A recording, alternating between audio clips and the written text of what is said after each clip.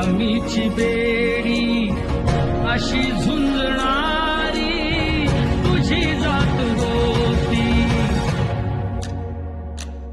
माणसाने माणुसकीने वागवावं या साध्या गोष्टीला पारखा झालेला आपला समाज. परंपरेच्या तळागाळात रुतलेल्या माणसांच्या उत्थानासाठी ज्याने प्रयत्न केले तो हा महामानव. जरी संकटाची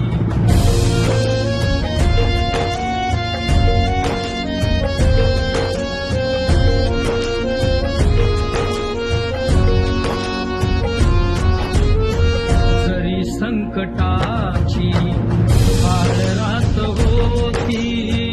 तरी संकटाची काळ रात होती. तरी भीमराव